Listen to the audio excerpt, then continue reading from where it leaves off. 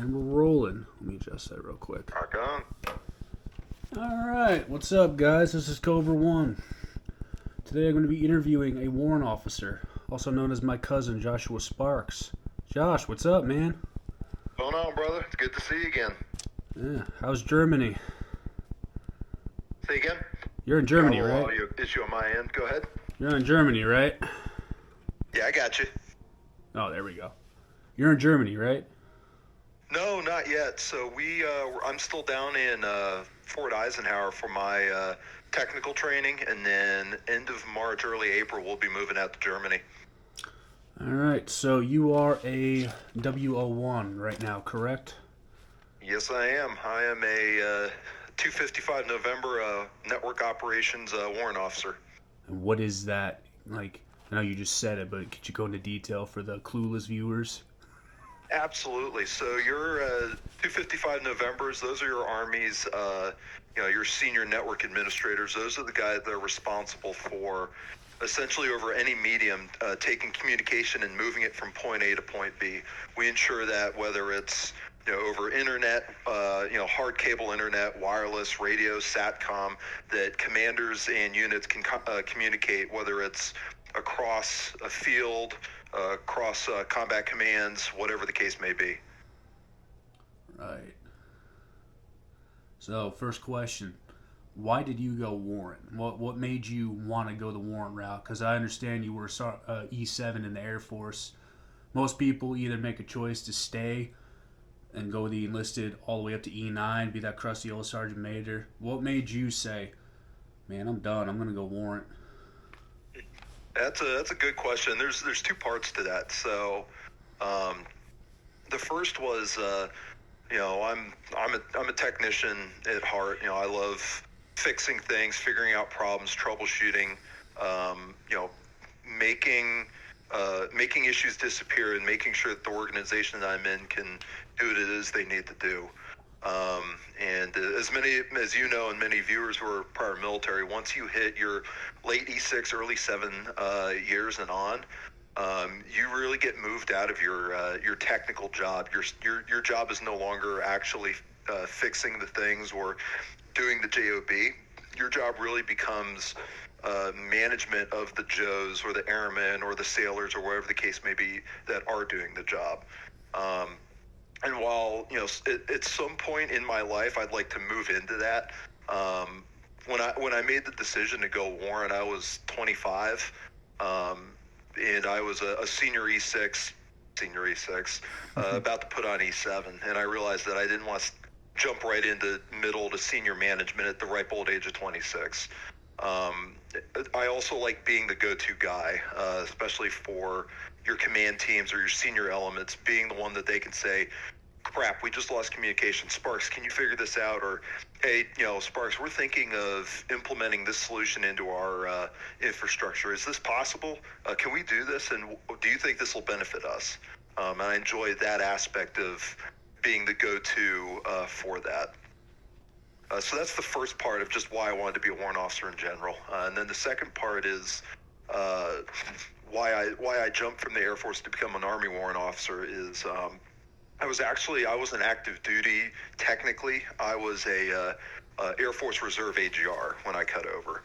I was permanently activated, so I wore the uniform Monday through Friday. I was getting paid active duty pay, working towards an active duty retirement, but I was still tied to the reserve. I could only go for the reserves slots. I could only go for and deal with reserve units, and that meant regardless of where I went, I was dealing with drill weekends. I was dealing with weekend warriors, managing them, etc.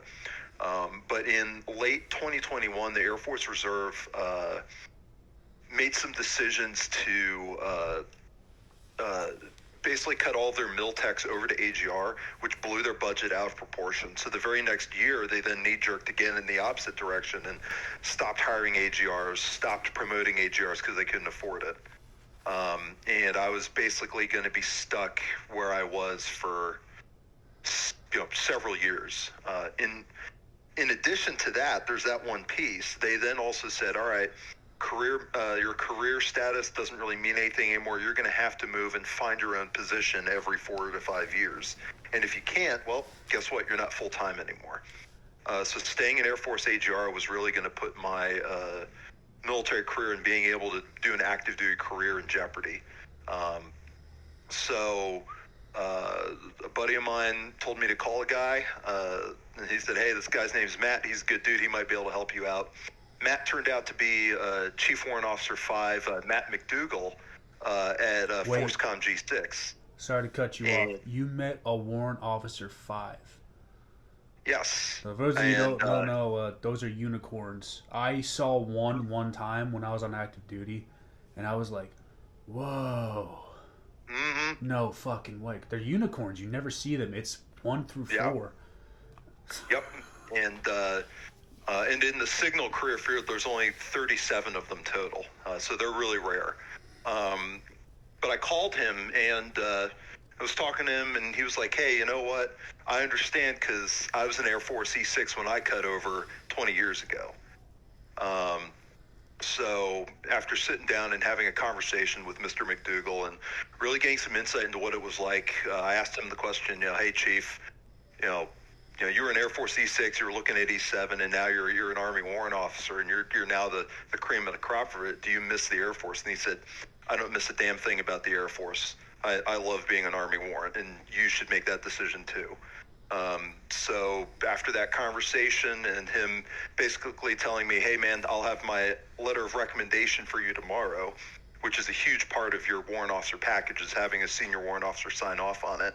I started building my packet, going through the process, and talking to the Army recruiter. I was like, well, am I going to be able to go active duty? I'm a reservist right now. And he said, dude, just apply for the active duty board. It's that simple. Yeah. Okay.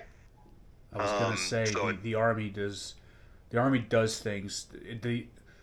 The difference with the other branches, I don't know if the Air Force is like this, but a lot of Marines that I used to work with were surprised by this. This is the Army mentality in a nutshell. We don't give a fuck. You want to do it? Here, do it. Yeah. There's a will. There's a waiver. And even when I was going through the initial entry training, I met a lot of prior Guard or Reserve, even E3s or E4s, that said, you know what, I missed the active duty time, I want to go active duty, and their commands helped them. Cool, hey PFC, cool, you're going to go transition back to active duty. Thank you for what you did for the Guard. We wish you nothing but the best. Away you go. And I've noticed that it's a lot easier to jump between the components in the Army than it was in the Air Force. The Air Force basically told me if I wanted to go active duty, I'd have to take off 2 stripes, which E7 to E5 is not a bump you want to do. No, that is a serious one too. Like, I feel you for that, man. Mm-hmm. And then finally, I got tired of where the Air Force was going in terms of comm and cyber. They were moving in a direction where they were combining the 2 career fields. And the Army really realizes that while comm and cyber do play in the same playground a lot, there's still 2 very distinct entities, and they respect that. Yeah, that's pretty cool. The Army just got I don't know how recent it was, like 2021, I think, 2022. There's a new, it's so 25 series, right? Your 25 uniforms, your comms guys. You have, I forgot the actual thing. I think it's a 25 Bravo. It's an electronic warfare specialist, and they're literally hackers. Just good old hackers. And I thought that was cool as shit. When I was with the 101st, our 25 Bravo that we had in our unit, I don't know what he did, but he sabotaged cyber stuff to the Op 4 to Geronimo, and That's I don't awesome. know. Just clicking a few buttons on a computer. He basically like made them immobile, inoperable, have you, and essentially led to the unit winning. It's just insane how they do that. And I would expect the Air Force to have more to do with cyber. That's what everyone thinks, but no, the Army's catching up to that quite well.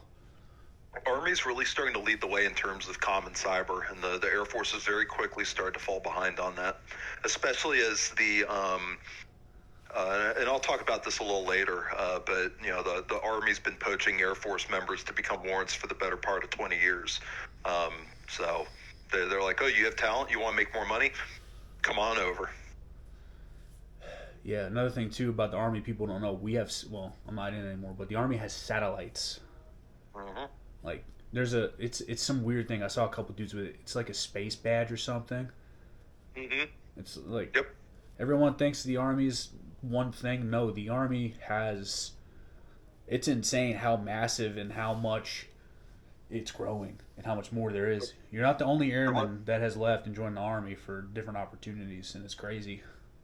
The running joke in the U.S. military is the way you spell joint is ARMY. The Army really leads the way when it comes to joint operations and pulling not only like inter service capabilities, but inner realm capabilities, inter regional capabilities. Not just ground pounder stuff, but airborne assets, satellite assets, shipborne assets. All sorts of stuff tying that into the mission. So Boats too. They got boats in the Army. But yeah, that's in a nutshell. That's why I became a warrant officer. Pretty cool. Now, for me, like, the only time I ever thought of a warrant officer, the number one thing that pops in my mind is helicopter pilot and shit. Yep. And anyone that I worked with that was 11 Bravo, 11 Charlie, who wanted to do something, they didn't want to reclass and say enlisted. They said, I'm going to go be pilot. So, how many opportunities are there for warrant officers? You have your MOS, the pilots, and we talked about this too, boats. I met a warrant officer who I think he pilots a boat or something. Just the car. I don't know about the Army's boats. I've never seen them. I've never met those people. But what do you know of that's out there besides just your MOS and what I just said? Just off the top of my head, I know there's over 40. I think it's closer to 60 or so. I could be wrong, but I know at least it's above 40 different Army warrant officer MOSs. And essentially, with the exception of infantry, armor, and medical, there's warrant officers in every other Army branch. Now, to clarify, medical's with an asterisk because while there aren't medic warrant officers, you do have a medical supply corps or medical service corps warrant officers that help with the medical service administration. And then you also have veterinary service corps warrant officers as well that do a lot of the food inspection and the things of that nature. But with those exceptions above, you have warrant officers in every other branch. Commo, intel, construction, you name it. Okay, good. Next question I got for you, buddy. What was WOX like? Now, did you go to Benning, or excuse me, what is it? It's Fort Moore now, right? Or did you go to another? So, officer candidate schools at Fort Moore. OCS. Yeah, that's right. That's next to Airborne School because I remember that's not WOX, that's OCS. Where is WOX, by the way? WOX is at, it used to be called Fort Rucker. It's now Fort Novacell. It's down in lower Alabama, in the lovely city of Enterprise. But that's where WOX was. Still is, excuse me. And I went through a late spring into summer cycle, so for me it was incredibly hot and humid. But WOX itself, and again, you have to keep in mind, because I was an inter-service transfer, I actually went to basic combat training again right before going to warrant officer candidate school, and I went through basic as an E7. So going from your senior non-commissioned officer status down to basic trainee and then back up to warrant officer candidate was kind of a wild ride. But so question. Go ahead. I didn't want to. What did you think about Army basic training? I know you went into Air Force basic years prior. What did you think about it compared to it? So, when comparing Air Force basic training and Army basic training, the thing I would say is they focus heavily on very different things. Air Force basic training trains you to be a generalist, starts getting you into the mindset of preparing to be good at a very specific role. And it's much more mentally taxing. It wasn't as physically taxing. We'd have PT in the mornings, but we would rarely get smoked in Air Force Basic. You'd get smoked maybe twice a day for maybe 10 minutes each. Whereas Army basic training is training you to be a general warfighter. It's training you to be a basic rifleman first. It's got a much heavier emphasis on infantry, ground pounder tactics. It's got a much heavier emphasis on physical fitness. PT, there was a lot of PT. The smoke sessions were a lot more brutal. Now, most of the smoke sessions I actually avoided going back through as a sergeant first class. Oh, you scumbag. So if they were going to smoke them for like 5 or 10 minutes, they'd have me join in. Just it's whatever. It's push-ups and flutter kicks and whatever. Cool, whatever. I can play the game. But if they were going to if they were starting to pull out the immersion pools and they were going to spend an afternoon just effing their world up, the drills would usually say, "Hey, Sergeant Sparks, it's 1300 right now. We're going to F the kids up for about 4 hours. Come back at 1700 so we can march for chow." And I'd be like, "All right, cool. Later. Have fun, fellas." Yeah, but the Army basic training was much more about the physical fitness and general basic team and squad level warfighting. It was not really there wasn't any real instruction on like what's NIPRNet, how do you log in, how do you use your CAC, how do you go to these different services on base. It was, hey, this is how you do basic rifleman crap. This is how you act as part of a squad. Sorry, go ahead. So the one thing I will say is it was a little more chaotic Army side. In the Air Force, for example, we don't have reception like the Army does. When you show up for Air Force Basic, you'll show up to the reception hall, and of course they come on the bus and tell you get off and whatever. But when I showed up at like 6 in the evening, and they loaded us into the gymnasium, and it was immediately brief after brief after brief. All right, here's your box nasty. All right, here's basic essentials. Here's a bag of basic essentials, and here's a rain poncho and whatever. All right, ship you off to your squadron. Throw your stuff on your bed. All right, we're marching out to go get basic uniform issue and haircuts and medical. And all of the reception activities were crammed into the first 3 days. Of Air Force Basic. And the first 3 days of Air Force Basic training was reception, and then after that it was right into the training. Whereas Army Basic, you could be at reception for 1 to 2 weeks doing, finance, uniform issue, medical, all of the things. Army Basic reception is separate, which was an interesting thing, and there's a lot more time really wasted in that aspect. The Air Force is very much more. There was no wasted time in the Air Force Basic like there was in the Army.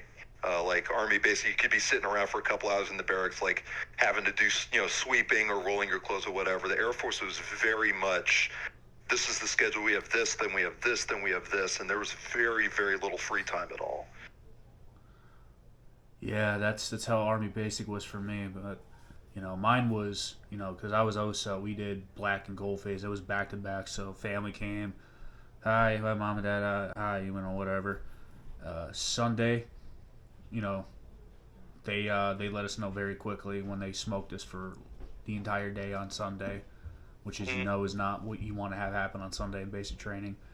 They let us know very quickly how it was, and we went right into that.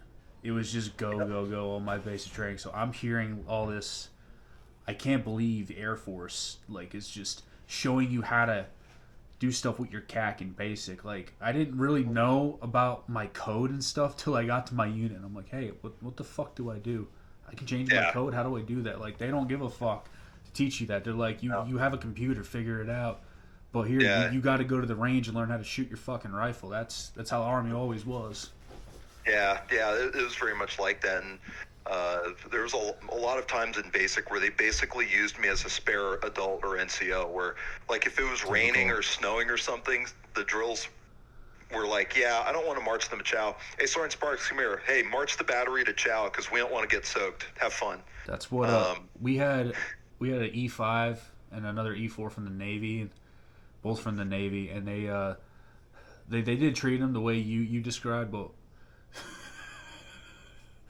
this one time, I guess we had this drill sergeant. We were all sleeping, and he woke them up and just made them bear crawl around the basic training battalion all night. What, the prior service?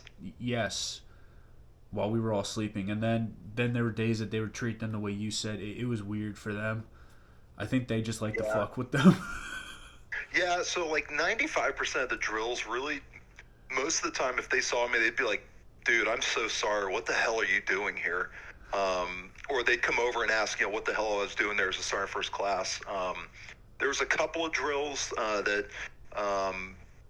especially some of the slick slavers, really, because I wore my Air Force's squadron patch as my deployment patch because, while I was in the Air Force, I went out to the sandbox and, had some fun out there.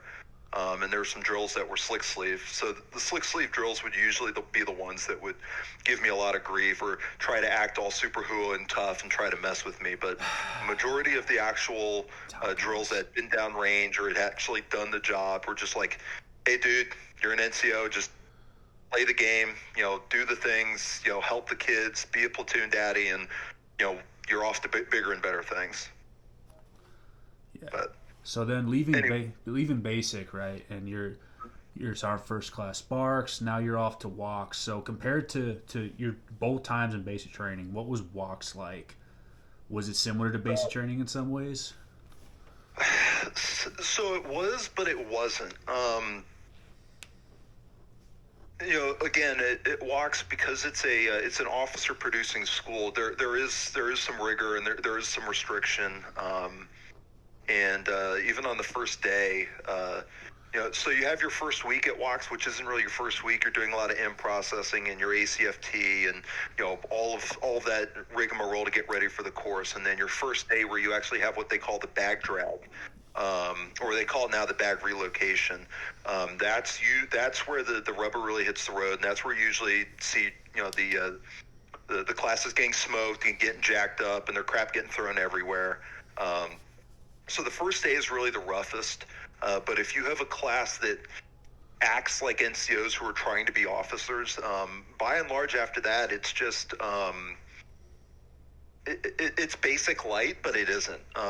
You do have the customs and courtesies, and you treat the cadre as demigods, whatever. But what rank are the sorry to cut you off. What rank are the cadres? Are they Are they warrant? What are they? What rank are they? Yeah, so warrant officer candidates, well, your cadre are all warrant officers, and they're usually either W2s or W3s. And we call them the TAC officers. They're there for training, advising, counseling, that sort of thing. So your TAC officers are usually 2s and 3s. You'll have your senior TAC, which is the one that's been there the longest. Think like your senior drill. And then you have your one, the WOX company commander is a CW4. So it's all, except for the first sergeant that's there to deal with all the actual soldier care stuff. All the other cadre are warrant officers. That's interesting because I always wondered that because for ROTC it's staff sergeants just like in basic training, which made me funny. This guy is training you to be in charge of him, and I thought warrant would be the same, but they seem to be doing it right. I didn't think they could have enough warrant officers to cadre a school like that. That's pretty interesting. So because we're still in a shortage of warrant officers, it used to be when the Army was still full up with the warrant officers that you'd have per class you'd have between 3 and 4 TAC officers per class. And when I went through, they were hurting to the point where it was down to 2 TACs per class. They were really stretched thin. But yeah, you get there and you have these senior warrant officers who've been around the block who are molding you into the next generation. one of the things that you'll hear very often, especially from some of the more salty and seasoned warrant officers, is that warrant officer candidate school is basically 5 weeks of hazing and hate criming. It used to be like that all the way up until September of 2023.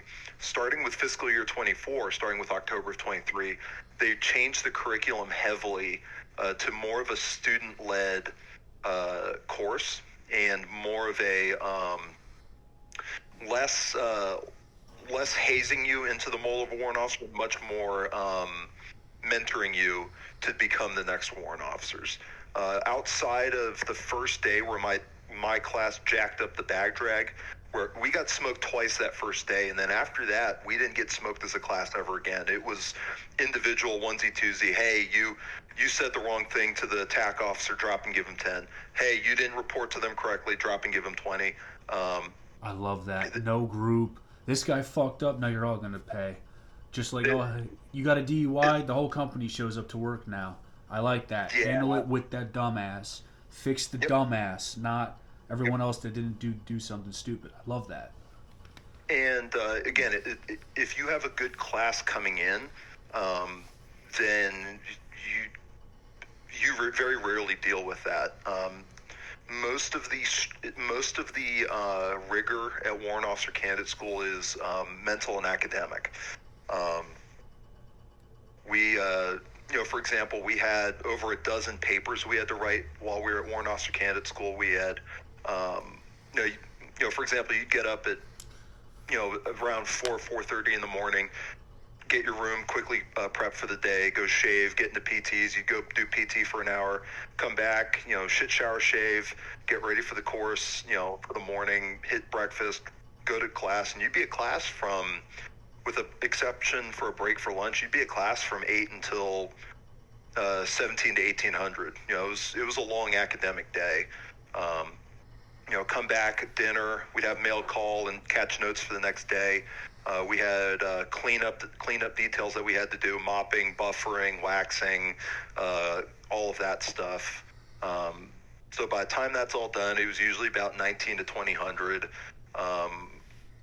You still had homework on top of all this that you had to do. Your homework, quizzes, that kind of thing. And then, you had lights out activities you had to do.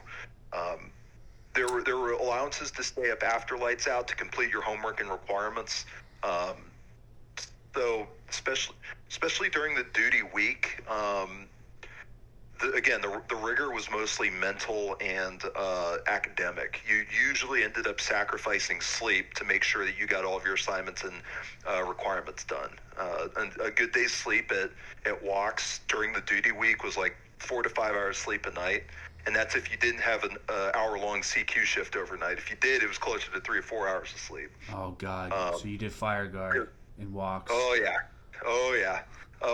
Well, it wasn't fire guard as much as you actually went to the company buildings and you pulled staff duty officer. Oh, okay. Yeah. But outside of that, weekends, we usually didn't have anything going on. Saturdays and Sundays, Saturdays were really, outside if we had to catch up on any assignments or any mentoring sessions with attack officers, Saturdays were really where we did a bulk of our, caught up on essays, caught up on homework, went and got our hair cut, go resupply on, whatever we needed for the next week. And then Sundays were also, religious services in the morning. Folks that didn't go to religious services, homework, cleaning up their rooms, getting stuff squared away for inspections, that kind of thing. It was like basic, but it was like an adult's basic. You're basically, as long as you were doing the things you had to do, you're really pretty much left alone. The hardest part, physical fitness was you do need to be in good shape for walks. We do a lot of running. There's a lot of freaking running. But outside of that, the hardest part of walks was really the people. You would think that, you'd have a whole bunch of NCOs that know how to work together and do the things and get after it. There's always one. There's always one. Well, the problem with Warrant Officer Candidate School is warrant officers are selected from your most high-speed NCOs. Your NCOs that are, the go-getters. They're used to being the lone wolves. They're used to not having to really rely on anyone else to do things. They're used to being able to just being the one-man or one-woman operation and do the things and get after it on their own. And they're used to being, head and shoulders above their peers. Now you take all of these people who excel, and now you put them all in a class with other NCOs who are all the high speeds. Now they're average again among all these high speeds. And a lot of these people can't leave their egos at the door. Especially your 10 plus year staff sergeants and sergeants first class were the worst ones for this. Your younger sergeants, your younger staffs, like my roommate was a 6-year staff sergeant. He had just put it on. Dude was just like, cool, if this is what we got to do, let's get after it. Let's go. Let's get it done. I came in as an inter-service transfer, so I was like, hey, I'm still learning how to Army. If this is what we got to do, cool. I'm going to learn. I'll pull the dumb airman card and be like, hey, I don't know how to do this. Like, somebody show me. Let's get after it. Let's get it done. And you have a lot of these other NCOs that come in with huge egos that can't leave it at the door. Your street deceders, your civilians that came out of high school and they're going right to flight school, they're usually still shell-shocked from BCT, so they're usually like, cool, what's the team need? Let's do this. Let's avoid getting smoked because I'm scared of getting smoked again. Let's do the things. Just going to move you over here real quick and plug this in. I'm plugging into you, Josh. Yeah. Here we go. But yeah, that's cool. Yeah, always, like, some people go to the, even if you go to this, like, Ranger school, whatever, even when I was in airborne school and air assault school, there's always someone that thought they were the shit because of their rank. And I saw it more in airborne school where you had egos and dudes like, I'm on this rank. Like, we had one sergeant who thought he was the shit because he was deployed from 25th ID and he was fucking like, we were on one of our runs in airborne school and he was just shoving this dude in front of him like, you need to keep up. Like, so guess what happened? The fucking commander and first sergeant smoked the whole class. Yeah. Like, leave your fucking ego at the door. We're all the same rank here. And then air assault school, we were definitely all the same rank. We were all treated like shit. Try running to the mock-up. 10 days of hazing. Try running to the mock-up with a fucking harness on. It's not fun. But yeah, that's the best thing I could ever tell people is when you go to these schools, because even some people like usually staff sergeants and E5s occasionally run these schools. You saw in basic training, they'll be like, "Well, I'll rank you." Well, guess what? You signed up to go to the school. You got to follow the fucking rules. I bet you never once thought in your mind, "I'm an E7. I'm going to tell this drill sergeant I'm better." No, you leave your ego out the door. No, it's billet over rank. You're a student at that point. You shut up and you follow the rules. Exactly. And we, the funny thing was, one of our chillest dudes in our class had just come from Ranger Bat. Like, he had all of the things, Pathfinder, EIB, Master Jump Wings, Air Assault, all of the stuff. And he was just like, yeah, man, I'm here for the team. Let's get after it. Let's get this done. Let's get through this 5 weeks and go on to cool stuff. And our worst one was she was a 13-year staff sergeant. She was a signal troop, never deployed, and there's always one. Could not leave that ego at the door. There's always one like that. Yeah. I know what you mean. I'm sorry you had to go through that. As soon as you said 13-year, non-deployed, female staff sergeant, I'm like, oh, God. Nothing wrong with being female and in the military. Just want to make that clear, by the way. It's, it is what it is. If you come into it with a very humble mind and you come into it with, hey, this is 5 weeks to basically set my career on a new trajectory and get after some really cool stuff and network with these other warrant officers that I'm going to be working with in the future. You have a great time. You come out of it, ready to hit the road and hit your technical training and get back out there and get after the mission. But if you don't, you basically alienate yourself, and those are the kind of people that the warrant officer mafia very quickly isolates and hold up.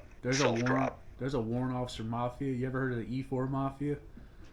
The E4 Mafia is child's play compared to the Warrant Officer Mafia. How so? What's the Warrant Officer Mafia do? You see what's going on in the news with all the missing Humvee doors at Fort Bragg? I've been saying that's the E4 Mafia. But eventually they'll get caught. The warrant officers don't get caught. We're much better at bending the rules and hiding in the gray. And we have the rank to get away with it. Before the internet right now? Yeah.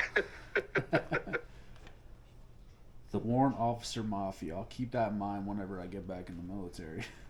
All right. Yep. That is... No wonder we never see you guys anywhere. But anyway. Exactly. We play by our own rules. Next question. Money. What's the pay like compared to enlisted? You were E7, so you're making a decent chunk of change, even though you were only in for 8 years, which was impressive for achieving E7, especially in the Air Force. But compared to your pay grade as a W01, what's it like? Unless you don't want to talk about money, I get that, but...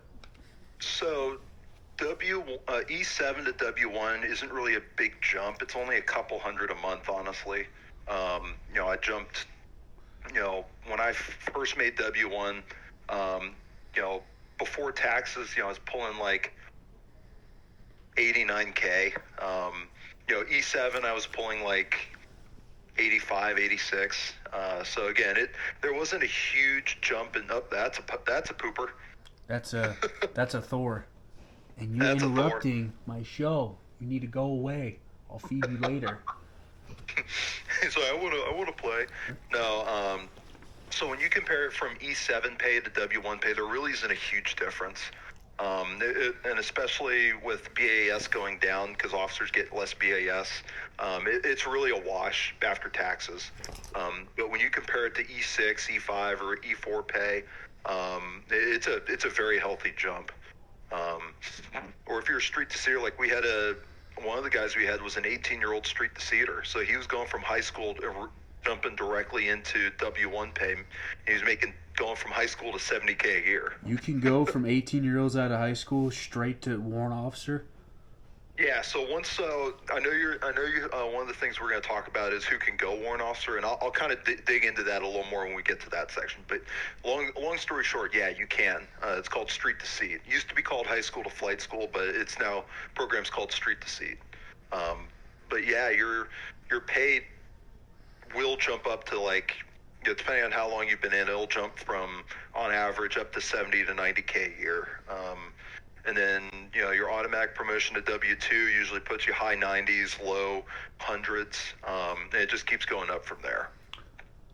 That's fucking wild. Well, I mean, in my mind, fuck going to West Point or ROTC or any academy, going through all that college to become a lieutenant when you can say fuck all the E1 through E9 and go straight to warrant out of high school.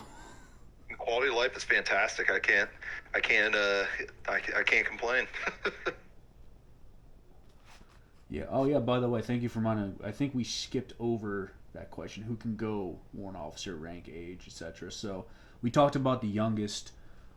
What's the oldest and the highest ranking you can be to go warrant? Where's the cutoff? Well, that's kind of it's kind of a hard question to answer. Without a waiver, you can be as high as an E8 and drop your warrant package. And we actually had a master sergeant in our class. She'd been a high-speed master sergeant. She just wanted to stay technical and jumped over to be a warrant. But especially from the Guard, you'll see sergeants major come through the Warrant Officer Academy to become warrant officers. That way they can stay in the Guard longer and keep chugging along.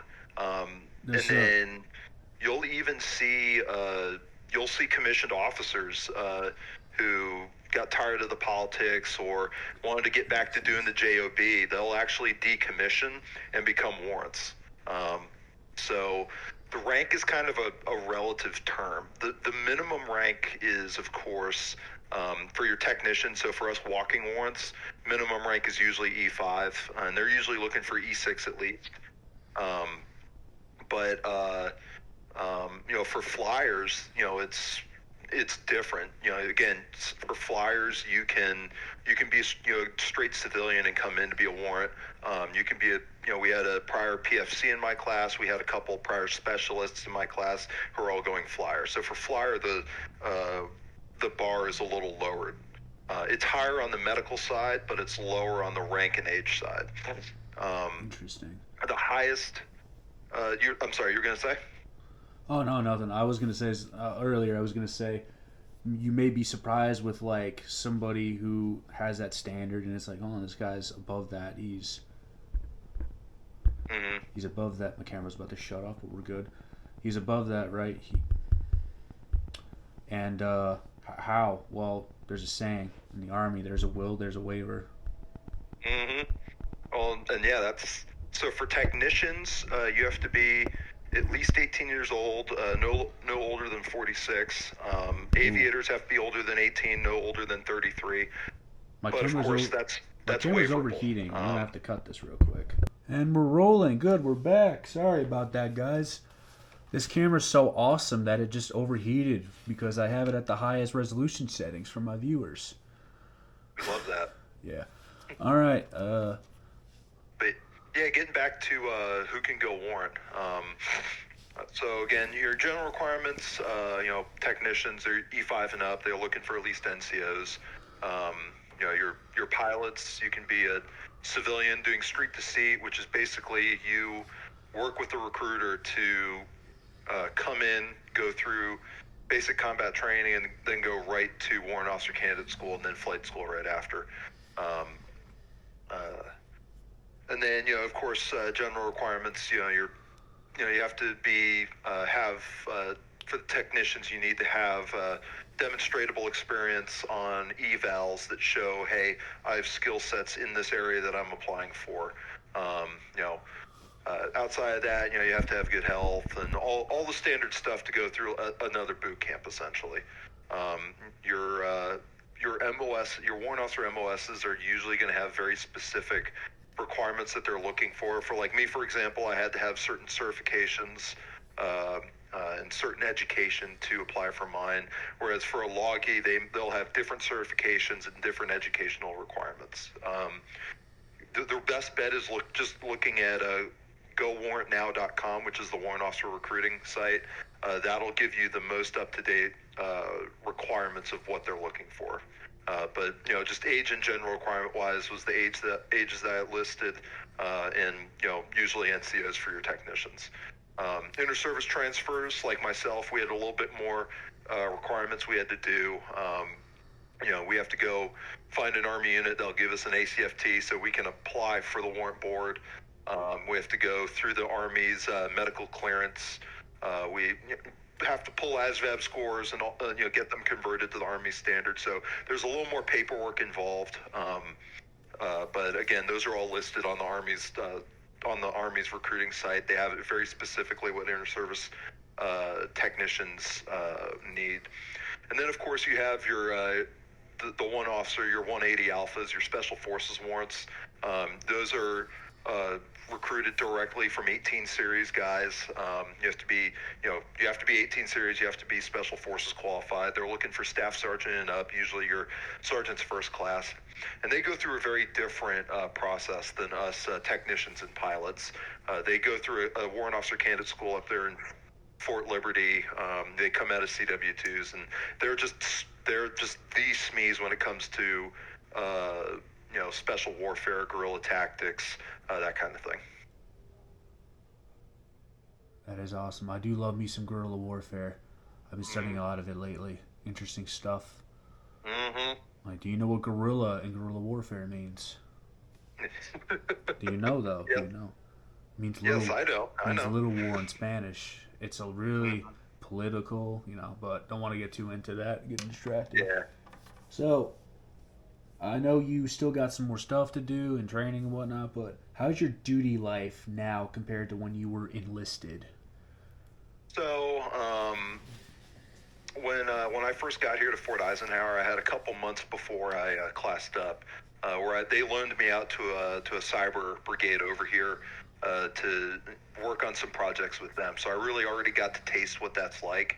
And some of the major differences that I saw right off the bat were, of course, more wiggle room and freedom. I wear my Air Force deployment patch. That's not authorized by any stretch of the imagination. In fact, AR 670-1 specifically calls that out. But the way my dot is set up, I'm wearing it anyway. So there's more freedom and more wiggle room to just do chief stuff. But chief stuff, I like that. I like that saying. Yeah, chief stuff. Got to do chief stuff. But the quality of life is much better, especially on duty as well, where one, I don't have troops to manage anymore. I'm not directly supervising anybody. I'm not directly involved in doing evals for anybody but myself. Specialist Snuffy gets into trouble, I call the first sergeant, I hand it off to them and call it a day. I call first sergeant. Ooh. No one likes dealing with first sergeant. Directly to the. Oh yeah. Not my problem anymore. But I basically report to the commander, and then for me, for example, your 255 series, we start at the brigade level. So I report to the brigade commander. I work for them specifically, and under their S6. Basically they come to us and say, hey, this is the problem we have. We need this fixed, and we're expected to either. They expect us to know how to fix it, which we may or may not know. But if we don't know the answer, we know how to find it. We know where to find it. Or one of our buddies that's also a warrant officer, we can call them and say, hey, Zach, I don't know anything about the SATCOM system. Oh, yeah. I work SATCOM all my enlisted career. What you need is to do X, Y, and Z and restart it, and you'll be good. Boom, lock it in, make the commander look good, makes me look good. Hand it all off that way. That's the mafia you were talking about right there. Oh yeah, it's the warrant officer cohort is really about who you know, and being able to use that networking to make each other look good. Warrant officers aren't, unlike enlisted officers where promotions are incredibly cutthroat and positions are incredibly cutthroat. Warrant officers really aren't like that. We don't really face a whole lot of our promotions are competitive. But like promotion to W2 is guaranteed as long as you don't get a DUI or do something stupid. Promotion to W3 for my career field right now is like 95% for your first look. Because they're not as competitive as your senior enlisted ranks or your officer ranks, we're much more about helping each other out and making each other look good because that keeps that mafia going. What can you... Sorry to cut you off, but retirement. Can you retire as a W01? If, let's say you're a shitbag and you get many DUIs. Can you serve 20 years and retire as a... You can't. No. Not without some really high-level waivers. When you become a technician warrant officer, you owe the Army 6 years from the day you finish your technical training. Not when you finish WOCs, but when you finish your technical training. And then for your flyers, for your aviators, they owe the Army 10 years after they finish flight school. And of course, to retire as a warrant officer, if you have to hit your 20 years, but you also have to have at least 6 years warrant officer time. So your minimum, you can retire as a W-2 if you don't get picked up for 3, but most of the people who have a normal career and they just want to punch right at 20, usually looking at least W3. Makes sense. Okay. But getting back to like the day-to-day, there's, compared to our enlisted time, even as a senior NCO, there's a lot more autonomy. There's a lot more flexibility to just commander. We find out what the commander needs. We find out what the commander's intent is, what their mission is, and we're really left alone to make it happen. We're expected to be a self-starter and figure out the issues on our own, do our own research, make everything work. There's minimal checkups, no micromanagement. They just expect that, chief is going to go do chief things and make the mission happen and do their part. Outside of that, I don't put up with toxic senior NCOs crap anymore. If there's some power tripping first sergeant or sergeant major, that's not my problem anymore. You could put them in the front leaning rest. I could, but I don't want to ruffle feathers that much if I don't have to. It's more so just Well, they don't have rank on me, so I don't put up with their crap anymore.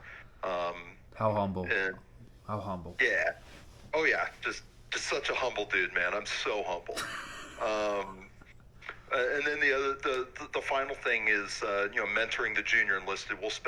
As we fix things, we're usually trying to find those high speed junior enlisted or junior NCOs who are possibly going to become the next warrant officers, and we're mentoring them on the technical side of the job. We're helping them really understand the technical ins and outs of whatever the job is, so that they know what to do in case we're not around. So because we can't be everywhere at once, we want to train up those under us to do the technical stuff as well. Couldn't be said better. Always, there's a saying I was taught from a platoon sergeant of mine who's he will neither confirm or deny that he's in Delta Force, but I know he's in Delta Force.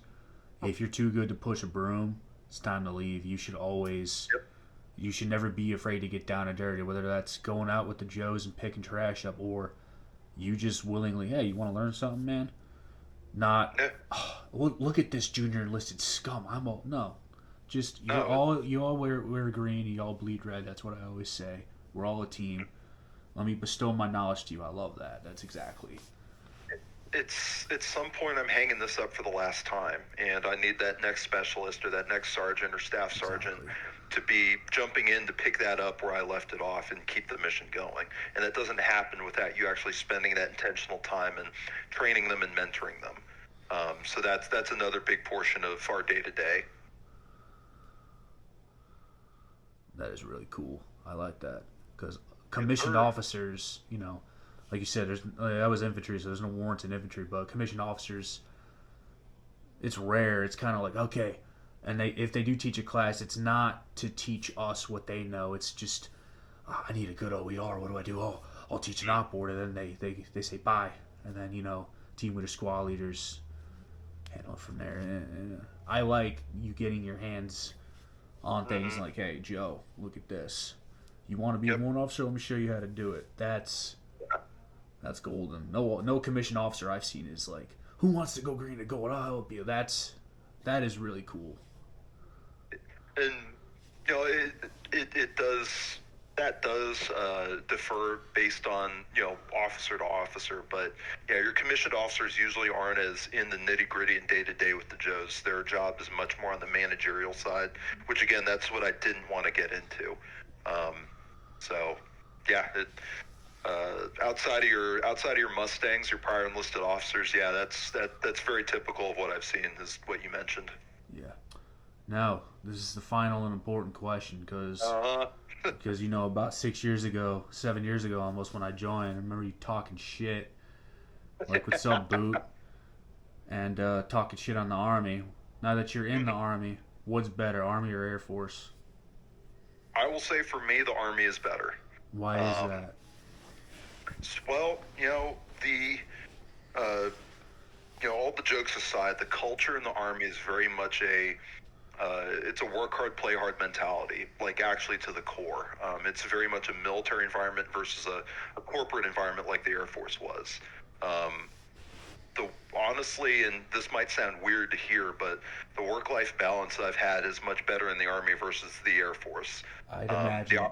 The training opportunities, the educational opportunities, the missions you get to work on, you have a lot more ability, at least in my view, and from my foxhole, that you have much greater control on that on the Army, and you get to do a lot more of the cool stuff with the Army. Does it come with field problems and the standard CQ shifts and staff duty? Sure, it does. There's always going to be drawbacks to everything, but I can say for me, the Army's been a lot better of a fit, and I'm looking forward to sticking around in the green. I guess you could say I was looking for some greener pastures. Yeah, one thing I gotta say to that. So back in, I think it was end of 2020, early 2021. I just got back from Iraq, and we had a new guy show up. Right, he was in the Air Force, and he told us what the Air Force was like. The funding that his unit had and what he did, but we were like, why'd you join the Army, dude?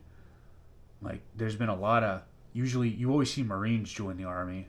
That's common, but the Air Force joining the Army, and I saw more of that. And he said essentially, he's like, I like the Army a lot better. Why? You guys see how when we did this detail, you guys all just got up and went to go to work. Maybe you didn't want to do it, but you knew you had to do it. And we're like, yeah, that's normal. Well, in the Air Force, he said people would throw bitch fits, temper tantrums, and I'm like, it's fucking military. Like, Yeah. I can't even imagine that. Like, someone would have punched me in the fucking face. If I even gave a little attitude, I'm doing push-ups. And to throw a temper tantrum, like, oh, we got to do this, like sighing and shit. Are you fucking kidding me? Yeah, like even as a master sergeant in the Air Force, I got in trouble once because I yelled at one of my troops for showing up late. You yelled because at him. The Air Force answer was to do paperwork and call it a day. Whereas, just dumb senior airman, E4, doing dumb E4 things. Hey, dumbass, pull your head out of your ass, start acting right, start acting like you're in the military. Conversation over. Can't really do that in the Air Force. There's always somebody trying to pass the buck and avoid doing any of the crap stuff in the Air Force. Whereas what I've seen in the Army is, yeah, it sucks, but all right, cool. The sooner we jump into this, the sooner we can get this shit done and go home. Exactly. That's how it's always been. Everyone says the Army got softer. When I got out earlier in 2024, especially when I was in the 82nd for the short time I was in before I got kicked out, these new soft iPad, no, they were great. But the difference I saw is when I was a private, it was, you want the behavioral health?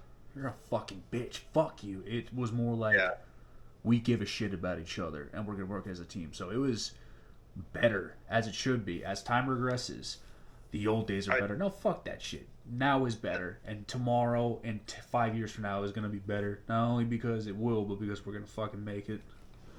Well, and so, like, we're starting to see a lot of that old school mentality retire out. We're starting to see a lot of these NCOs and a lot of these younger company grade officers who are now the senior NCOs and now the field grades who are like, yeah, I put up with this crap and it doesn't make sense, so the buck stops with me. We're moving in a new direction. Exactly. And, if one of the sergeants under my, like, the command I'm going to, I'll have 3 staff sergeants under me. And if one of the staff sergeants is having some marital issues or if he's got some behavioral health stuff, like, he takes care of the mission if I take care of him and let him have the time to go to behavioral health or go handle his finances or go do what he needs to do. And I'm starting to see a lot more of that. But in the Army, at least, there still is that mindset of, hey, Sergeant so-and-so tells Private Snuffy, hey, go sweep whatever. Like, all right, Rod, Sergeant, good to go. And they go fucking do it. The Air Force, it was very hard to do that. You always had airmen asking why. You always had airmen questioning what was going on and questioning decisions. And in the Army, the mindset is, we could be in combat where we don't have time to sit down and give you an explanation as to why. You just need to fucking do it because I said so, and we can have an after action later and explain why we need to do what we need to do. Exactly. That mindset is much more prevalent in the Army. So I am enjoying that portion of it a lot more. That's what every airman has said coming into the Army. Because I remember you posted on Facebook something like, civilian mindsets in a combat zone. Do we want that? And nobody wants that. Like, when I was in Iraq, my so a member of our squad, right, I always sometimes did tower guard with this dude. He was a fucking scumbag. Day one in Iraq, he was bringing his phone in the tower and sitting on his phone. I never brought my phone to the tower. He wasn't the only one that did that, but still, like, instead of pulling security, I had to not only pull security but babysit him, and that. But here's the difference, though. Beyond his behavior, he was chaptered out of the Army with another honorable discharge for not just that. That's not going to get you out, but he was very bad.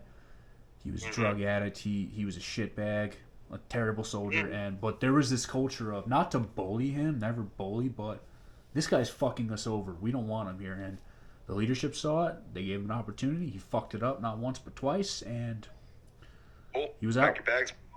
And I imagine the Air Force this guy's gone now. That doesn't happen, or it doesn't happen as quick, or even at all. It's much harder to do that in the Air Force. It's a lot harder. And the thing that might surprise you is your biggest population of inter-service transfers coming to be Army warrants are actually Air Force. You have a couple sailors and a couple of Marines from time to time coming over, but every warrant officer selection, so the warrant officer selection board is held every 2 months. And every 2 months, 1 to 2 dozen airmen are getting picked up to come to the Army. Like, every year, you're losing over 100 highly qualified, highly trained airmen to come be Army warrant officers because a lot of them are tired of that culture. They're tired of, the weaker mentality in the junior enlisted. We're tired of not being able to bring the hammer when we need to. We're tired of really weak, cutthroat officers who don't care about, good order and discipline and maintaining that in their echelons. So you're seeing 1 to 2 dozen airmen. There was one warrant officer selection board where there was 30 airmen that got picked up. We're just tired of it. We want to come fix things, be left alone, advise the commander, and make the command team look good and keep the mission going. And the Army's warrant officer cohort really gives us that opportunity to do it that the Air Force doesn't.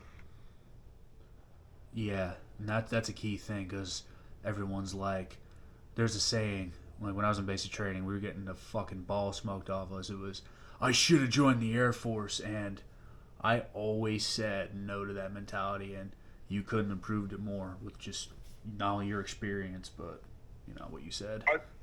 So this isn't to say that I hate the Air Force, and no, we need our airmen. Always have. We love our airmen. But the Air Force will always have a soft spot in my heart, because it set me up for the career and the path that I have.